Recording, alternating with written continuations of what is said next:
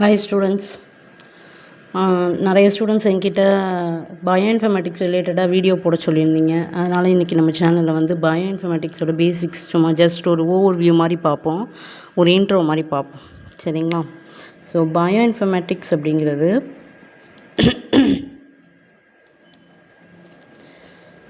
It is an interdisciplinary field. அதாவது இன்டர்டிசிப்ளினரினா ஒரு particular ஃபீல்டை மட்டும் சார்ந்தது இல்லாமல் ஒரு 2-3 ஃபீல்டையும் சேர்த்து சொல்கிறது தான் நம்ம என்ன சொல்லுவோம்னா இன்டர்டிசிப்ளினரி அப்படின்னு சொல்லுவோம். சரிங்களா?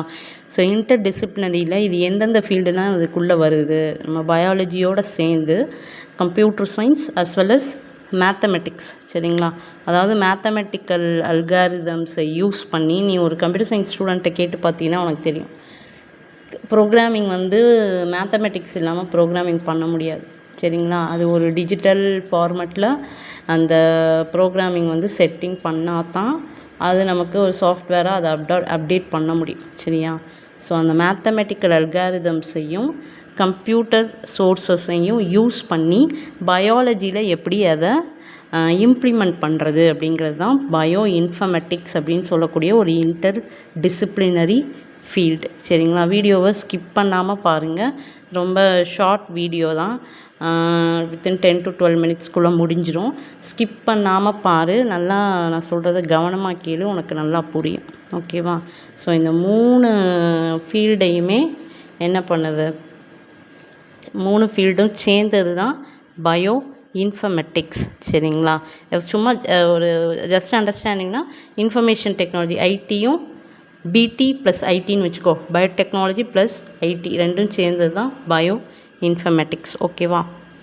சரி, என்னென்னலாம் இந்த பயோ இன்ஃபர்மேட்டிக்ஸ்குள்ளே இருக்கும் அப்படின்னா காம்பனன்ட்ஸ் ஆஃப் பயோ இன்ஃபர்மேட்டிக்ஸ்னு எதெல்லாம் வந்து நம்ம சொல்லுவோம் அப்படின்னா டேட்டா. சரிங்களா? பேசிக்காக ஃபஸ்ட்டு என்ன பண்ணுவோம், டேட்டாவை சொல்லுவோம். டேட்டா அப்படின்னா என்ன? டேட்டான்றது ஒரு இன்ஃபர்மேஷன். டேட்டான்ற இன்ஃபர்மேஷன் எங்கேருந்து நமக்கு கிடைக்கிது?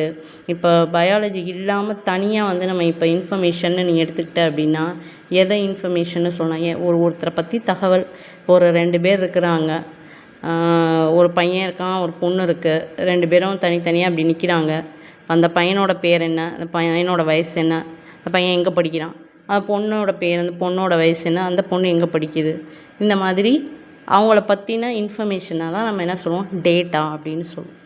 இதே பயாலஜியில் டேட்டான்னு எதை நம்ம சொல்லுவோம் அப்படின்னா நம்ம லெபார்ட்ரிஸில் பண்ணுறது, எக்ஸ்பெரிமெண்ட்டில் பண்ணுறது இருக்குல்ல, லெபார்ட்ரியில் எக்ஸ்பெரிமெண்ட்டாக பண்ணக்கூடிய இதில் நமக்கு கிடைக்கும்ல, ரிசல்ட் கிடைக்கிது பற்றி, அதை தான் என்ன சொல்லுவோம், டேட்டா அப்படின்னு சொல்லுவோம். இப்போ ஃபார் எக்ஸாம்பிள் நம்ம இப்போ ஜெல் இது பண்ணுறோம், டிஎன்ஏ ஐசோலேட் பண்ணுறோன்னு வச்சுக்கோம். இப்போ டிஎன்ஏவை ஐசோலேட் பண்ணுறப்ப நமக்கு என்ன கிடைக்கிது, ஜெல்லில் ரன் பண்ணி பார்க்குறோம், நமக்கு ஒரு பேண்டு கிடைக்கிது.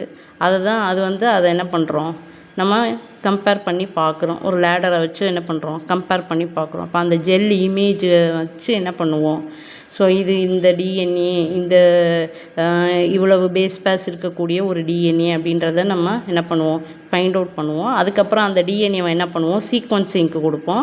நமக்கு ஒரு சீக்வன்ஸ் டேட்டாவாக என்ன செய்யும், நமக்கு கிடைக்கும். சரிங்களா?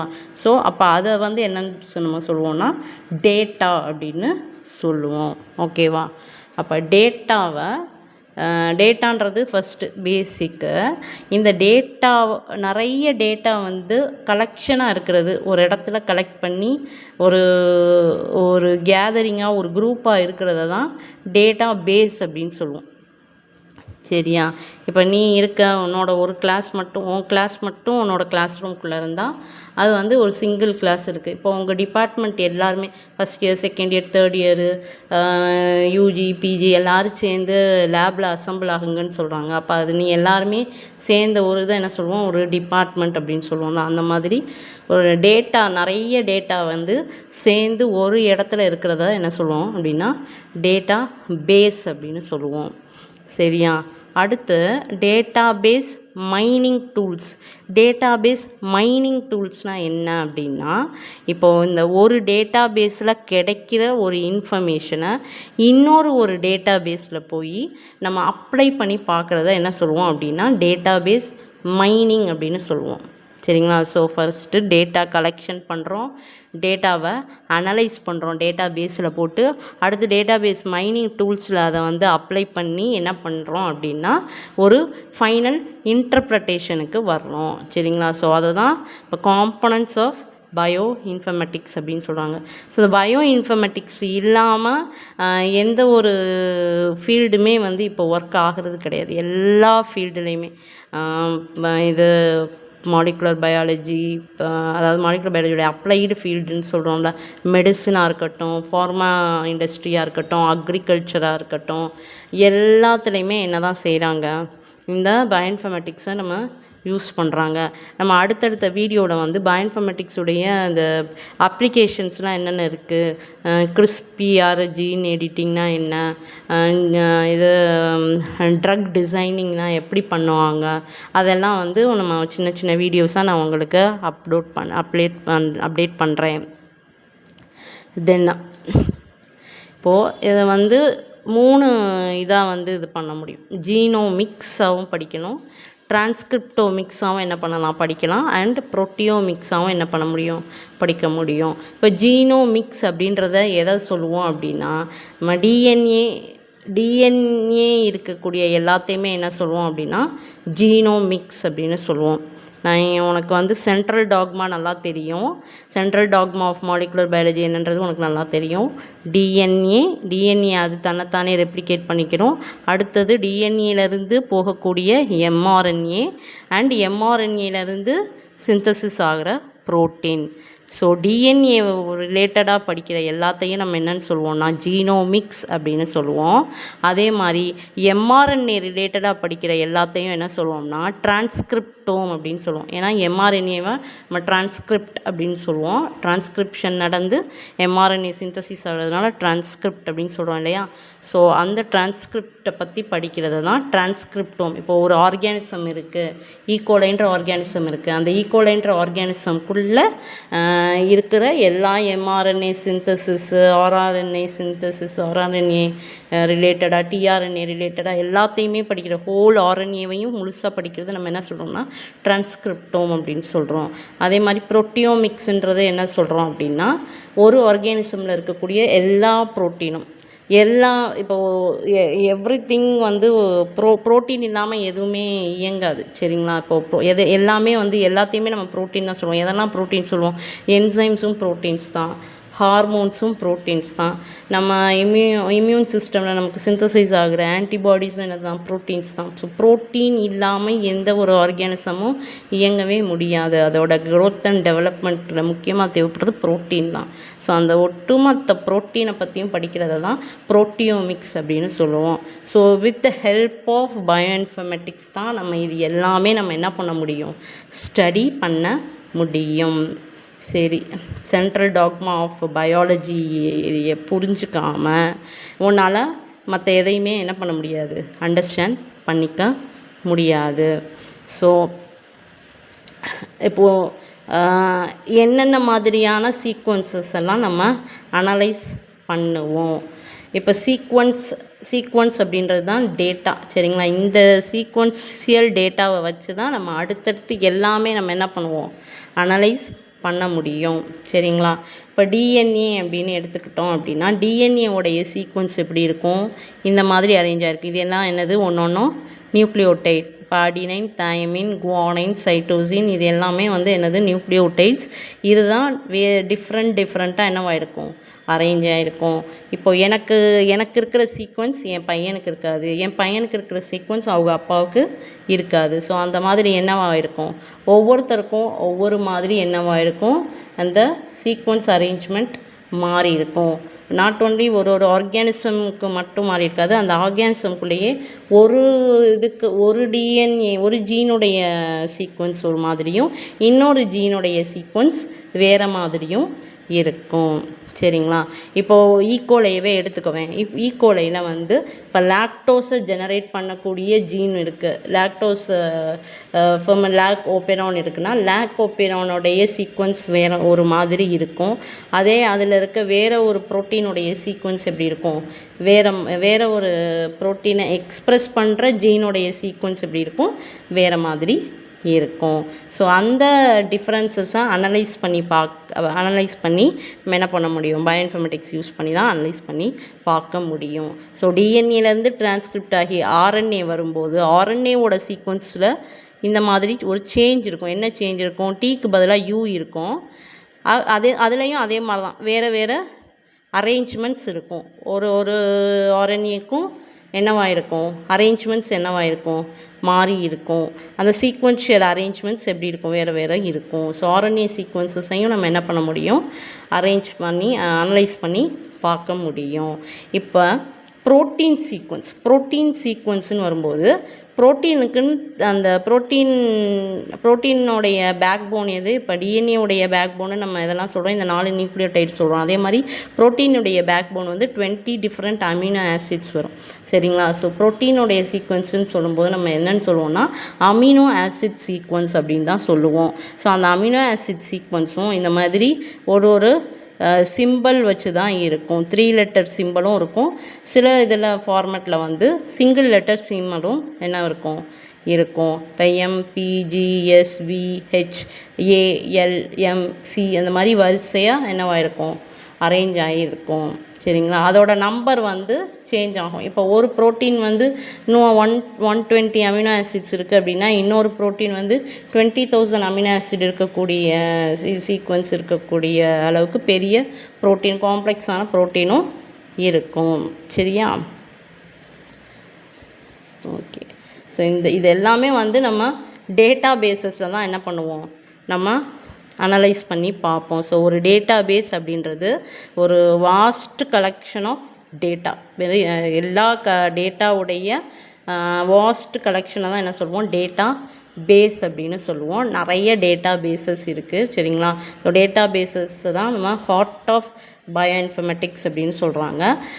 கம்ப்யூட்டரைஸ்டு ஃபார்மில் ரெக்கார்ட்ஸாக என்ன பண்ணுது, நமக்கு ஸ்டோர் பண்ணி வைக்கிது. அதே மாதிரி நம்மளால் அந்த டேட்டா பேஸ்லேருந்து டேட்டாவை எக்ஸ்ட்ராக்ட் பண்ணியும் பார்க்க முடியும். அதே மாதிரி நம்ம ஃபைண்ட் அவுட் பண்ணின டேட்டா இருக்கும் இல்லையா, நம்ம ஒரு சீக்வன்ஸ் புதுசாக நம்ம ஃபைண்ட் அவுட் பண்ணியிருக்கோம் அப்படின்னா அந்த சீக்வன்ஸை என்ன பண்ண முடியும், அதில் போய் நம்ம சப்மிட் பண்ண முடியும். அதே மாதிரி சேஞ்சஸும் என்ன பண்ண முடியும்.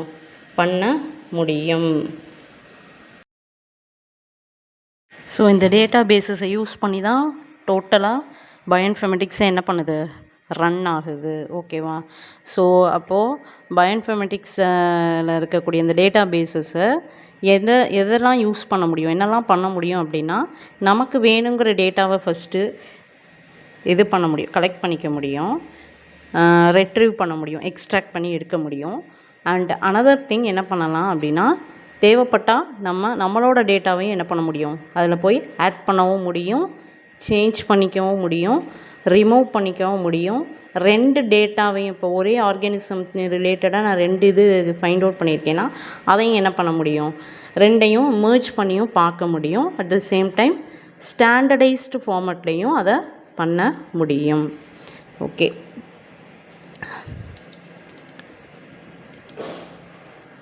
என்னென்ன டேட்டா பேஸஸ்லாம் இருக்குது, பயாலஜிக்கல் டேட்டா பேஸஸில் என்னென்ன டேட்டா பேஸஸ்லாம் இருக்குது அப்படின்னு பார்த்தீங்கன்னா, ப்ரைமரி டேட்டா பேஸ் இருக்குது, செகண்டரி டேட்டா பேஸ் இருக்குது, காம்போசைட் டேட்டா பேஸ் இருக்குது. இப்போ ப்ரைமரி டேட்டா பேஸ் அப்படின்றது எல்லாமே அதாவது பேசிக்காக தேவைப்படுற எல்லா டேட்டாவுமே அதில் இருக்கும். செகண்டரி டேட்டா பேஸ் அப்படின்றப்போ ப்ரைமரியிலேருந்து கலெக்ட் பண்ணுற டேட்டாவை தூக்கி என்ன பண்ணி பார்க்க முடியும் அப்படின்னா, செகண்ட்ரியாக வந்து என்ன பண்ணலாம், அடுத்த இதில் என்ன பண்ண முடியும், அனலைஸ் பண்ணி நம்ம பார்க்க முடியும். அடுத்து காம்போசைட் டேட்டா அப்படின்றப்போ 2 ப்ரைமரி டேட்டா பேஸில் இருந்து ப்ரைமரியிலேருந்து எடுத்தது செகண்ட்ரியில் போட்டு நம்ம அதிலேருந்து எடுத்த டேட்டாவை எடுத்து என்ன பண்ண முடியும், ஒரு டேட்டா பேஸில் போட்டு நம்ம அந்த ஸ்ட்ரக்சரை ஃபைண்ட் அவுட் பண்ணுறது தான் என்ன சொல்லுவோம்னா காம்போசைட் டேட்டா பேஸ் அப்படின்னு சொல்லுவோம். அதே மாதிரி டெர்ஷியரி டேட்டா பேஸுன்றது 2-3 டேட்டா பேஸையும் சேர்த்து கலெக்ட் பண்ணுறதை வந்து நம்ம என்ன சொல்லுவோம், டெர்ஷியரி டேட்டா பேஸ் அப்படின்னு சொல்லுவோம். இப்போ ஃபஸ்ட்டு ப்ரைமரி டேட்டா பேஸஸில் என்னென்னலாம் வந்து நம்மளால் அக்வயர் பண்ணி பார்க்க முடியும் அப்படின்னா, நியூக்ளியோடைட் சீக்வன்சஸை பார்க்கலாம். அது ஆர்என்ஏவாகவும் இருக்கலாம், டிஎன்ஏவாகவும் இருக்கலாம். அதே மாதிரி ப்ரோட்டீன் சீக்வன்சஸை நம்ம என்ன பண்ண முடியும், பார்க்க முடியும். அதில் என்னென்ன டைப்ஸ் எல்லாம் இருக்குது அப்படின்னா, இப்போ NCBI இருக்குது, EMBL இருக்குது, DDBG இருக்குது. இதெல்லாம் வந்து என்னது அப்படின்னா டேட்டா பேசஸ். இப்போ NCBI அப்படின்னா national centre for biotechnology information. இப்போ அதுக்குள்ளே என்ன இருக்கும், இந்த ஜென் பேங்க் அப்படின்ற ஃபார்மெட்டில் என்னவாயிருக்கும், டேட்டாஸ் இருக்கும். நாட் ஓன்லி ஜென் பேங்க்கு, பியூப்மெட்டு, ஃபாஸ்டா ஃபார்மெட்டுன்னு எல்லாமே அந்த ஒரு NCBIயை வந்து நான் உனக்கு லைவாக ஒர்க் பண்ணி காட்டுறேன். அப்போ தான் உனக்கு என்ன பண்ண முடியும், அதை உன்னால் கம்ப்ளீட்டாக அண்டர்ஸ்டாண்ட் பண்ணிக்க முடியும். சரிங்களா? இப்போது இந்த NCBI இருக்குது பார்த்தியா, இப்போ நீ ஒன்றும் இல்லை, கூகுளில் போய் NCBI அப்படின்னு எல்லாருமே லேப்டாப் வச்சுருப்பேன்.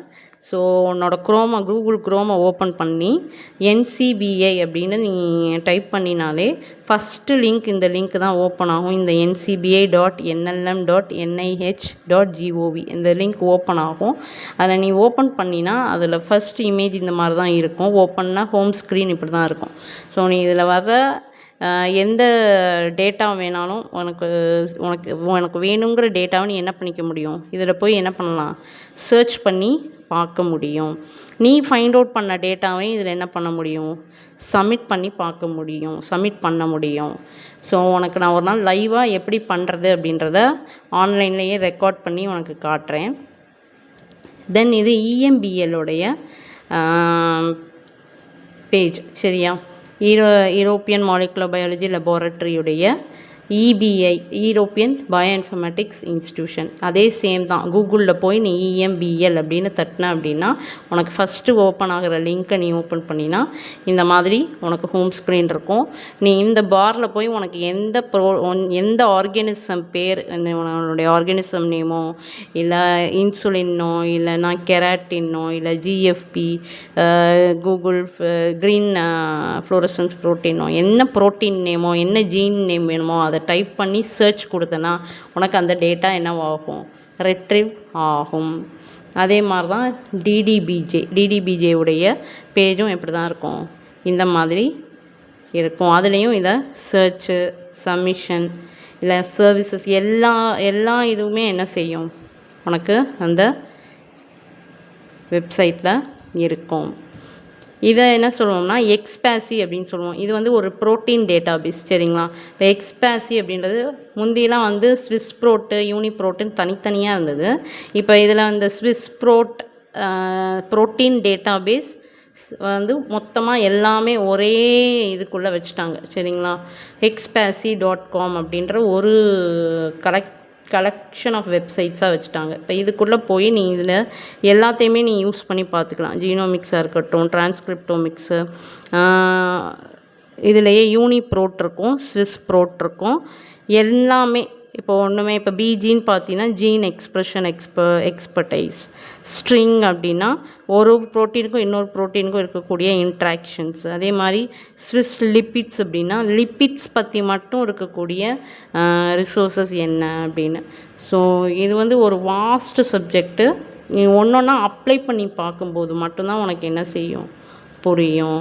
இப்போ கேத் அப்படின்ற வெப்சைட் பார்த்தீங்கன்னா இது வந்து ஒரு காம்போசைட் டேட்டாபேஸ். சரிங்களா? அந்த கேத் டேட்டாபேஸில் நீ 3D ஸ்ட்ரக்சர்ஸ் வந்து பார்க்க முடியும். 3D ஸ்ட்ரக்சர் ஆஃப் ப்ரோட்டீன்ஸ் பார்க்க முடியும். இப்போ ஒரு ப்ரோட்டீனுடைய நேமை டைப் பண்ணிவிட்டு நீ சர்ச் கொடுத்த அப்படின்னா வரிசையாக உனக்கு நிறைய இது கேட்கும். அதில் 3D ஸ்ட்ரக்சர் வரும், அதோடைய ஃபங்க்ஷன் எப்படி, அது எந்த ஜீனில் வந்து எந்த இடத்துல ப்ரெசண்ட் ஆகிருக்கு, அதோட லோக்கஸ் எங்கே இருக்குது, அதோட கிளாசிஃபிகேஷன் என்ன, அதோடைய ஃபேமிலி என்ன, எல்லாமே வந்து உனக்கு என்ன செஞ்சிடும், தெளிவாக இதில் வந்துடும். அதே மாதிரி ஸ்கோப்புன்றது ஸ்ட்ரக்சரல் கிளாசிஃபிகேஷன் ஆஃப் ப்ரோட்டீன்ஸ் அப்படின்ற வெப்சைட். நீ நான் சொன்ன எல்லாமே வந்து கூகுளில் போய் நீ என்ன பண்ணலாம், ஜஸ்ட்டு DDBGனோ இல்லைனா ஸ்காப்புன்னோ கேத்துனோ நீ போட்டினாலே உனக்கு என்ன வந்துடும், அதோட ஃபர்ஸ்ட் பேஜ் ஓப்பன் ஆயிரும். அதை நீ ஓப்பன் பண்ணி நீயே என்ன பண்ணிப்பார், ஒர்க் அவுட்